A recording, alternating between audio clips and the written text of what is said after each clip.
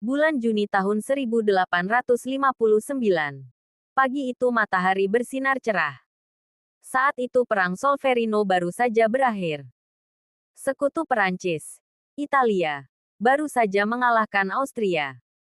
Sepasukan kecil kavaleri yang dipimpin seorang kapten berbaris memasuki jalan yang lengang. Hingga tibalah di sebuah ladang. Seorang anak laki-laki berumur 12 tahunan sedang membuat sebuah tongkat dari dahan kecil. Melihat pasukan kecil itu datang, anak lelaki itu berdiri dan membuka topinya memberi hormat. Anak lelaki itu berwajah cerah dan tersenyum lebar. "Halo nak, apa yang kau lakukan di sini?" sapa kapten. "Bukankah seharusnya kau mengungsi dengan keluargamu?" "Di mana keluargamu?" "Ayah saya ikut berperang. Dan dia belum kembali," jawabnya. "Ibu dan adikku sudah mengungsi bersama Paman Benito ke San Severino. Seandainya saya sudah lebih besar sedikit, saya pasti ikut berperang bersama ayah. Saya ingin jadi serdadu dan membela negara kita. Sayang kata ayah saya masih terlalu kecil. Maka saya tetap tinggal di sini. Tugasku adalah menjaga rumah. Dan kalau mungkin memberikan bantuan pada para serdadu. Oh, apakah saya boleh menyiapkan makanan? Ayah telah mengumpulkan jagung yang banyak. Saya bisa menyajikannya untuk para serdadu kita." Petik 2. Kapten tersenyum mendengar penuturan anak kecil itu. "Simpan saja jagungmu nak. Para serdadu dan kuda-kuda sudah kenyang. Kau dan keluargamu akan memerlukan jagung-jagung itu saat kalian berkumpul kembali," kata kapten. "Oh ya nak. Apakah akhir-akhir ini kau melihat serdadu Austria lewat sini?" "Tidak, tidak ada serdadu dalam 3 hari ini," katanya mantap. "Itu tidak mungkin," pikir kapten dalam hati. "Serdadu Austria hanya bisa melarikan diri lewat desa ini." Petik 2. Maka kapten turun dari kudanya dan meminta izin untuk mengintai keadaan desa dari loteng rumah anak lelaki itu. Tapi ternyata loteng rumah itu terlalu pendek. Kapten hanya bisa melihat sebagian desa saja. Satu-satunya cara untuk bisa melihat seluruh desa adalah dengan memanjat pohon tinggi di depan rumah anak lelaki itu. Namun jika kapten atau salah satu serdadunya naik, musuh pasti bisa melihat keberadaan mereka, dan sudah tentu akan menembaknya. Anak lelaki itu tahu apa yang dipikirkan kapten. Maka dia berkata, "Saya bisa naik ke pohon itu untuk mengintai." "Apakah kau berani?" "Itu sangat berbahaya," kata kapten. "Saya pandai memanjat," katanya, "saya bisa sampai di puncak pohon dalam sekejap. Dan musuh pasti tidak akan menyadarinya. Lagi pula mata saya tajam. Jadi saya bisa memberi informasi dengan cepat." Petik 2. Lalu apa yang bisa kuberikan sebagai hadiah atas keberanianmu? Tanya kapten.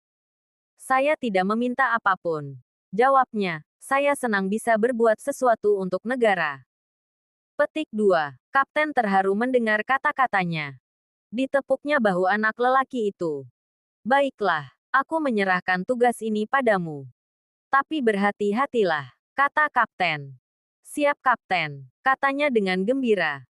Dengan sigap anak lelaki itu mendekap batang pohon dan mulai memanjat dengan lincah.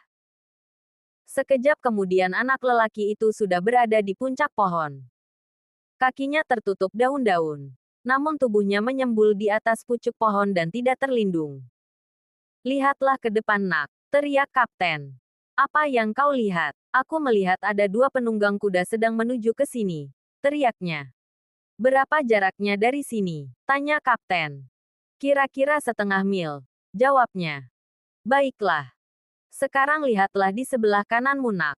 "Apa yang kau lihat?" tanya kapten. "Oh, di dekat kuburan. Aku melihat ada sesuatu yang mengkilat. Seperti sangkur senjata. Tapi saya tidak bisa melihat orangnya. Mungkin mereka bersembunyi di ladang gandum," katanya. Tiba-tiba terdengar desingan peluru di udara. Kapten sadar bahwa musuh telah mengetahui bahwa mereka sedang diintai. "Kau harus turun nak," katanya cemas. "Mereka sudah melihatmu." "Aku tidak takut," kata anak lelaki. "Apakah kapten ingin tahu apa yang kulihat di sebelah kiriku?" "Apa?" tanya kapten. Kembali terdengar desingan peluru. kali ini hampir menyerempet tubuh si anak lelaki. Oh, mereka membidikku. Tapi tidak kena, teriak si anak lelaki. Demi Tuhan turunlah nak, lupakan apa yang di sebelah kirimu. Turun saja, teriak kapten. Ya saya akan turun, jawabnya.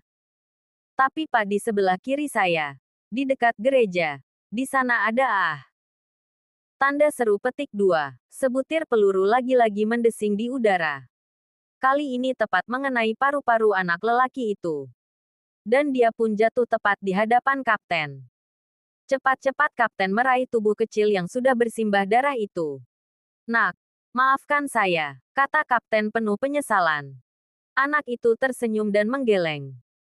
Selamat tinggal ayah, ibu. Sampai jumpa di surga. Bisiknya lemah. Lalu kepala itu terkulai. Anak lelaki itu menghembuskan nafasnya yang terakhir. Kapten dan anak buahnya hanya bisa menatap haru. Sungguh meski dia masih belia, tapi jiwa patriotnya luar biasa. Dia adalah pahlawan bangsa. Kita harus menguburkannya dengan layak, kata kapten dengan penuh duka.